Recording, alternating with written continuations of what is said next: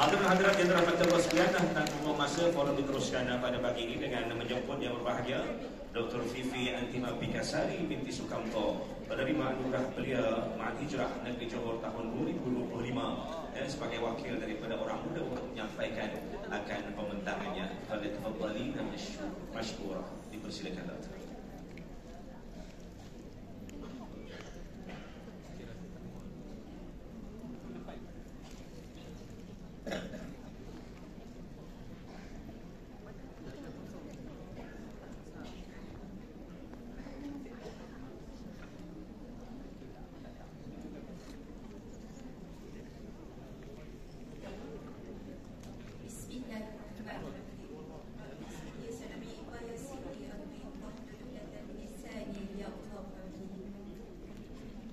Tuan Moderator yang berbahagia, Datuk Osman Sahlan.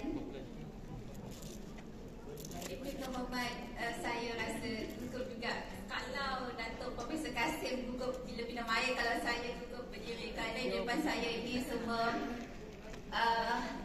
tetamu-tetamu di terhormat yang ada semasa saya masih kecil lagi. Datuk Speaker saya, Datuk Haji Muazzam Kassim, semasa saya kecil lagi, dan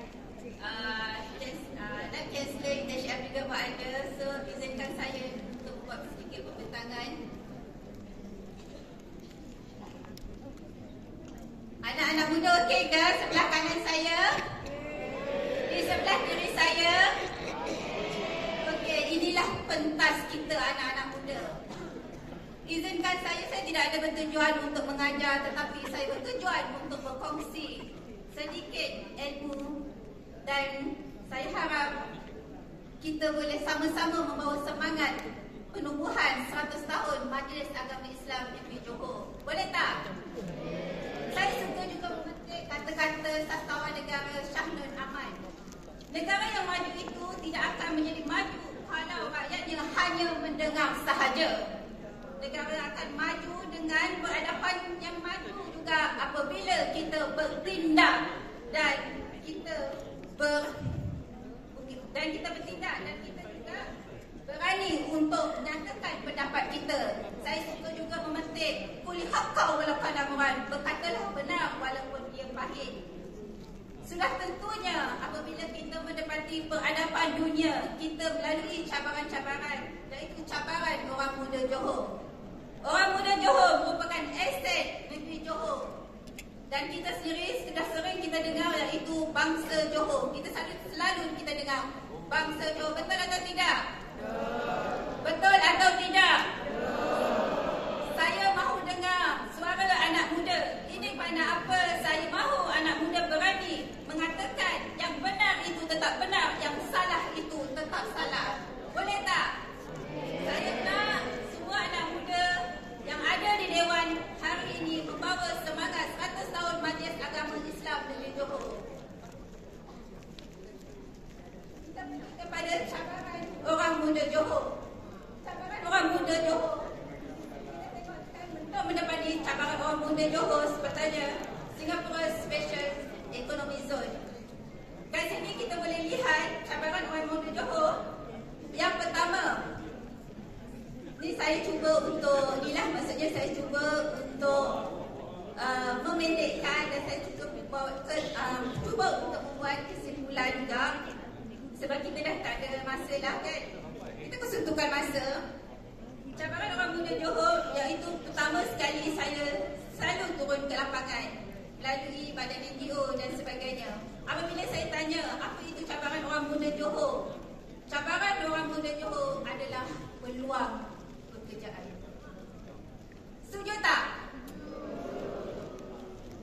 Kerana apa? Kita negeri Johor, ya memang kita, maksudnya kita melalui cabaran-cabaran iaitu isu pekerjaan untuk mendapat peluang pekerjaan, untuk mendalami kehidupan yang akan datang. Kita masih ada lagi karyawan-karyawan ataupun kaki tangan yang berpengalaman, tetapi kita anak muda Johor masih lagi mungkin yang bergraduasi, yang mungkin ada diploma, degree, master dan juga PhD. Kita masih lagi menunggu bilakah kita akan mendapat jawatan kontrak tetap dan sebagainya. Betul atau tidak? Dan itulah survival kita sebagai anak muda Johor. Dan disitulah sebenarnya berbagai inisiatif dan saya juga banyak bercakap mengenai anak muda. Kerana apa? Anak muda ini perlu mendapat tempat yang sepatutnya. Anak muda ini perlu mendapat tempat yang sepatutnya. Kalau kita inginkan dunia, kita perlukan ilmu. Kalau kita inginkan akhirat, kita perlukan ilmu. Kalau kita ingin kedua-duanya, kita perlukan ilmu. Setuju tak? Dalam pepatah Arab pun mengatakan baldatun thayyibatun wa waqtu ghafur. Dan juga ada juga mengatakan juga talabul ilmi minal mahdi ila lahdi. Tuntutlah ilmu dari wayan hingga ke yang lahat. Dan situ juga kita tengok banyak sebenarnya cabaran-cabaran yang kita sebenarnya tengok ada kos sara hidup mobility sepadan pulang alik ke JB dan JB Singapura dan sebagainya. Kita boleh lihat juga dan kita juga perlu tahu bahawasanya kerajaan negeri Johor juga telah memperkenalkan banyak sistem yang terbaru, iaitu pada 20 September telah memperkenalkan sistem yang di Singapura dulu border pass. Pernah dengar border pass tak? Kalau kita pergi ke Singapura, kita ada border pass untuk QR dan sebagainya. Tetapi sekarang pada 20 September kita dah ada satu aplikasi ataupun kita gunakan untuk mengikuti peredaran zaman juga teknologi. Kita ada MyNice. MyNice ini dia memudahkan berbanding My Border Pass. Di situ juga itulah teknologi dan aturan-aturan ataupun kita perlu. Kita bukan menganggap artificial intelligence ataupun kecerdasan buatan itu sebagai musuh, tetapi anggaplah ia sebagai cabaran kepada anak muda untuk mendepani trend-trend mengikut peredaran zaman. Setuju tak? Dan juga kita perlu tengok juga daripada AI juga ada kerjasama juga di negeri Johor khususnya kita pernah ataupun kita telah dinobatkan sebagai Johor sebagai Asian AI Center of Excellence sebenarnya. Tepukan tanganlah untuk negeri Johor pada negeri Johor yang dinobatkan sebagai Excellence. Kita tengok juga cabaran hiburan yang melampau lalu kita anak muda. Cabaran hiburan yang melampau iaitu pengaruh negatif media sosial. Anak-anak muda, adik-adik boleh dengar? Adik-adik di sebelah sana boleh dengar? Adik-adik, saya adalah kakak kepada 7 orang adik-beradik. Adik-adik, dengarlah ni bahawasanya AI ataupun orang kata kecerdasan buatan ini bagus. Ya, bagus apabila kita tidak saling menyalahgunakan teknologi AI. Ini kerana apa? Teknologi AI adalah merupakan cabaran kita sebagai anak muda. Zaman saya dulu, masa membuat tesis PhD ataupun pendidikan saya tidak buat, saya tidak ada menggunakan AI. Masa itu, beruntungnya sahabat-sahabat kita pada zaman dahulu. Ya, kenapa? Kita menggunakan akal fikiran kita untuk membuahkan artikel jurnal. Tetapi pada hari ini kita bolehkan gunakan ChatGPT AI. Tetapi jangan salah gunakan. Ini kerana apa? Boleh merosakkan akidah kita adik-adik. Sebab itu saya selalu berpesan kepada pelajar-pelajar saya selalu berpesan adik-adik, jika kita tidak boleh buat semua, jangan kita tinggal semua. Jika kita tidak boleh buat semua, jangan tinggal semua. Ya, kita bukan maksud, kita tidak terlepas dari melakukan dosa. Kita bukan maksud, tapi kita boleh mengelakkan perkara-perkara yang memudaratkan la darurah wa la dirah.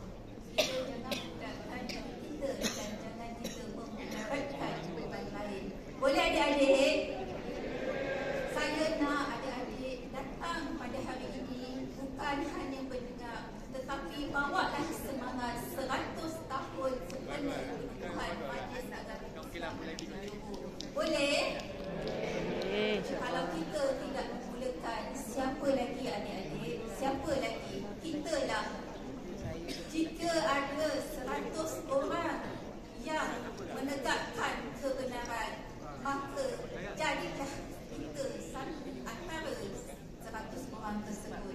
Jika ada 10 orang yang menegakkan kebenaran adik-adik, kita jadilah salah satunya adik-adik. Jika ada 1 orang yang menegakkan kebenaran adik-adik, adik-adiklah kita itulah satu adik-adik. Boleh? Bawalah adik-adik. Ya, kita tidak pandang. Ingatlah adik-adik. Ingatlah adik-adik. Jika adik tidak dipandang oleh orang lain, tidak mengapa. Allah itu ada. La ta'zan innallaha ma'ana. La ta'zan. Jangan sentiasa bersama kita adik-adik. Boleh adik-adik? Akak nak adik bawa semangat ini adik-adik. Akak nak sangat. Adik bukan datang hari ini hanya untuk mendengar, tetapi bawalah semangat 100 tahun penubuhan Majlis Agama Islam Negeri Johor. Ini kerana apa? Kita adalah bangsa Johor. Kalau kita tidak memulakan, siapa lagi? Jangan orang Jawa kata bodoh air.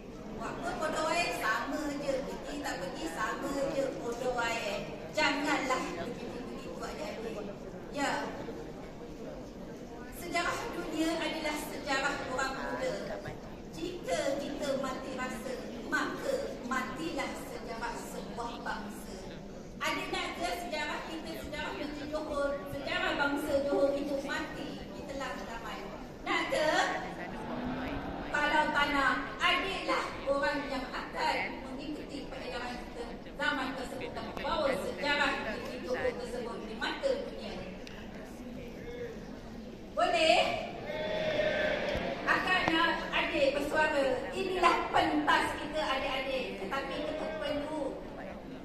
perlu orang kata kita perlu hormati orang yang lebih tua daripada kita. Tetapi ini pentas kita anak muda. Saya nak anak muda Islam berani mendepati cabaran, berani berkata benar. Saya tak nak berkata yang semuanya ya memang fakta itu perlu, tetapi saya tak nak adik membawa perkara yang sangat-sangat berat membawa di rumah. Kerana apa? Bagi jadi bukti rumah tu syurga tu itu. Bila adik bawa bercerita dengan adik-adik, bercerita dengan keluarga dan sebagainya, saya nak adik-adik bawalah walaupun sedikit kebaikan itu, bawalah dan sampaikanlah mengikuti sunnah Rasulullah, dan kita boleh mencontohi teladan Sayyidina Ali bin Abu Talib yang mementingkan 4 perkara, iaitu sidq benar, amanah jujur, tabligh menyampaikan, fatonah itu bijaksana. Boleh adik-adik? Boleh adik-adik? Bawalah semangat sepenuh 100 tahun Majlis Agama Islam Negeri Johor ini. Saya tak nak adik hanya mendengar, tetapi bawalah semangat ini. Boleh? Itulah yang saya nak. Biarlah sedikit yang adik dapat daripada akak, tetapi tanamkanlah di dalam minda dan mengikuti sunnah-sunnah Rasulullah sallallahu alaihi wasallam. Sebenarnya banyak lagi perkara yang mungkin akak akan jelaskan kepada adik-adik, tetapi bukan masa sebab akak tak nak adik-adik datang hanya sekadar datang. Akak nak adik membina sasiah bila ada keluar Dewan ini. Adik binalah sasiah kita bangsa Johor, anak muda Johor itu tetap jadi Johor. Dan kita boleh lihat juga statistik keruntuhan rumah tangga. Kerana apa? Kenapa saya katakan kita perlu lihat statistik keruntuhan rumah tangga, dan kita boleh tengok juga sumber daripada Jabatan Kehakiman Syariah Negeri Johor yang dilakukan oleh Kosmo pada 19 Mei 2025 dan sumber oleh Jabatan Kuasa Pembangunan Wanita, Keluarga dan Masyarakat Johor dilakukan oleh The Star and the Malay 23 Mei 2025. So kat situ kita tengok kes penceraian di Johor meningkat. Betul adik-adik? Adik-adik nanti dah habis, lepas dah habis belajar dan sebagainya, adik-adik akan menempuhi zaman ataupun peredaran untuk rumah tangga. Kalau akak mungkin belum silahkan, mungkin ada yang kahwin muda dan sebagainya, adik-adik perlu lihat dan perlu tengok, lihat dan Adik boleh tengok juga kes keganasan rumah tangga ni di negeri Johor. Minta maaf, dia menahan diri. Kadang-kadang yang berkahwin pada usia muda, ada yang tidak, mungkin dia jodoh, maut dan sebagainya, semua itu daripada Allah. Kita tidak. Kita mengancam Allah juga sebaik-baik perancang. Kadang ada juga ibu-ibu muda di dalam keganasan rumah tangga, dia hanya diam, tetapi anak-anak menjadi mangsa keganasan rumah tangga. Para suami, para lelaki, para pemuda, jagalah institusi keluarga bila anda nanti bergelar seorang suami dan seorang bapa. Ini kerana apa? Pembelajaran bermula daripada rumah adik-adik. Pembelajaran bermula daripada rumah. Sebab apa? Ataupun ayah-ayah adalah yang rapat-rapat dengan anak-anak. Disitulah kita membentuk kepribadian anak-anak kita apabila berada di rumah. Boleh tak? Tanamkan, letakkanlah sumber utama kita, the primary sources is Al-Quran, the secondary sources is hadis. Kita sedikit pun anggap benda itu ilmu, kosongkan jiwa. Tetapi kita perlu masukkan dengan sedikit ilmu. Ini kerana apa? Ilmu ni penting adik-adik. Ilmu ni sangat penting walaupun sedikit. Ini kerana apa? Kita jangan menjadikan anak-anak kita sebagai mangsa. Ini kenapa bila anak kita menjadi mangsa, anak kita mungkin anak kita tidak meminta, tetapi kita doakan yang baik-baik. Jangan sampai anak kita membuli, dan apabila dia trauma dengan keadaan di rumah, dia dibuli. Kasihan kan?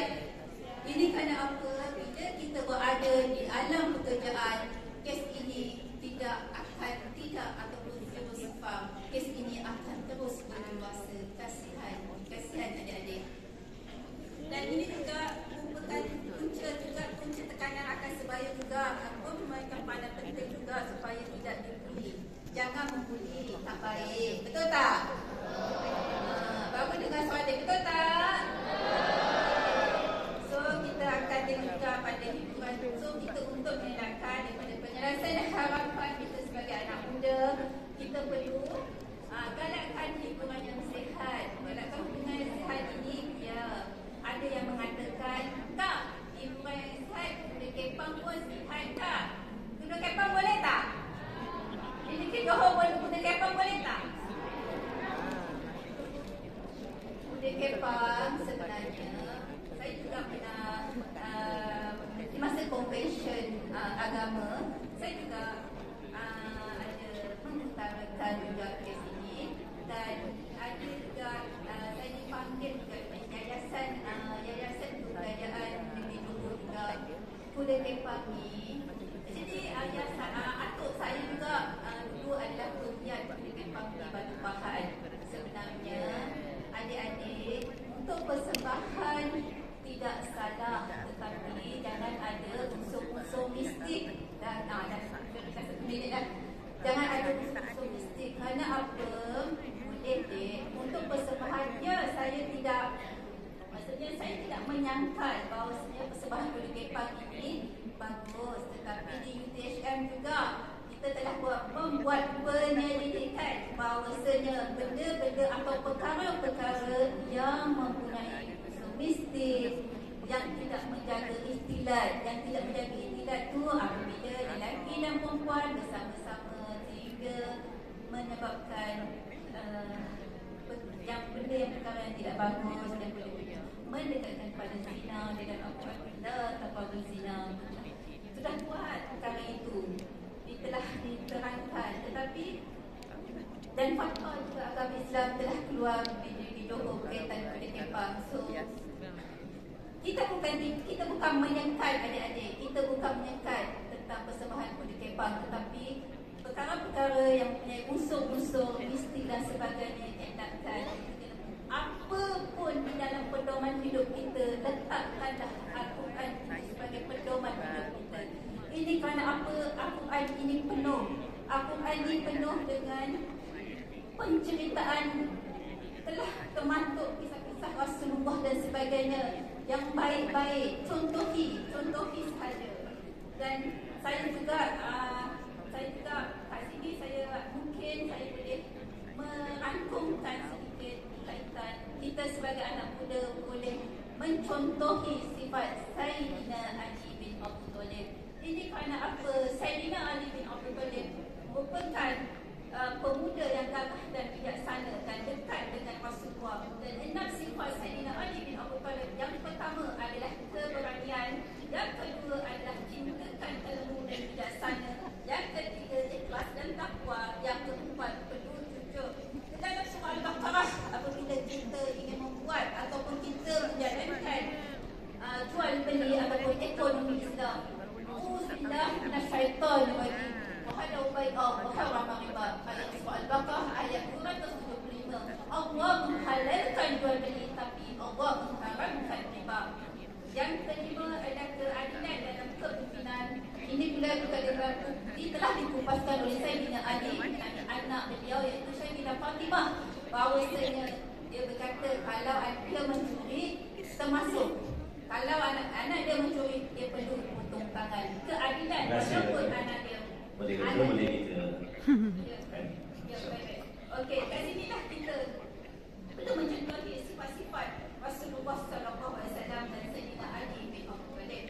Dan saya juga sebagai kesimpulan dan motivasi, iaitu nahnu naqul dalam surah Al-Fatihah ayat 13 bunyi nahnu naqul alaika nabaa'ahum bil haqq innahum fityatun amanu bi rabbihim wal zidnahum huda. Kat sini telah diterangkan dan telah diterangkan maksudnya dalam fikih itu bermaksud pemuda, iaitu pemuda itu adalah tiang negara.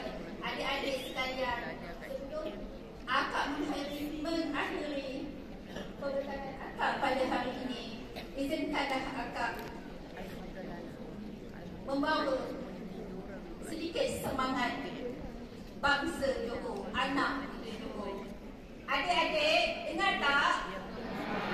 Adik-adik, bawalah walaupun sedikit ilmu yang akak cuba kongsikan ini. Bawalah walaupun sedikit apabila ada pulang di rumah, dan sampaikanlah kepada keluarga bahawasanya kita perlu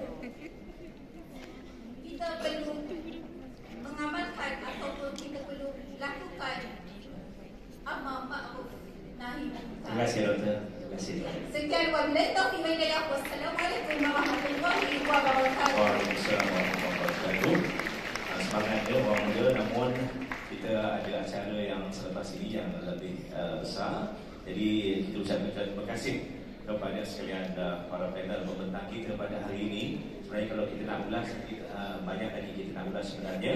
Jadi dengan kesimpulan daripada apa yang telah kita bincangkan pada hari ini, kembalilah kita kepada apa yang kita sebutkan sebagai tema kepada muktamar kita pada hari ini, iaitu orang muda Johor prihatin dari sudut akidahnya, kemudian dari sudut bagaimana kita mengenal akan sejarah untuk kita jadikan sebagai pedoman untuk masa yang akan datang. Dan ketika berkaitan dengan ekonomi, bahawa kita ini orang muda Johor perlu perkasa dan kuat dalam ekonomi. Ada pepatah Arab kata apa? Faqidu syai' la yu'ti. Kalau anda tidak ada apa-apa, bagaimana nak memberi? Maka dengan sebab itu, sama-sama kita mengambil usaha dan tenaga kita untuk kita dapat menjadi sebagaimana Allah Subhanahu wa taala firmankan, ya innahum fityatun amanu bi rabbihim wa zidnahum huda. Iaitulah mereka golongan yang beriman kepada Allah Subhanahu wa taala, maka Allah Subhanahu wa taala akan tambahkan lagi akan petunjuk dan hidayahnya. Jadi saya sebagai moderator pada pagi ini ingin mengucapkan juga terima kasih kepada sekalian para hadirin dan juga terutama kepada panel kita, dan mudah-mudahan multaqa dan juga forum kita ini akan memberi manfaat insya-Allah. Aqulu qawli hadza wa astaghfirullahaladzim li wa lakum. Wassalamualaikum warahmatullahi wabarakatuh. Mohon maaf, sekian, terima kasih.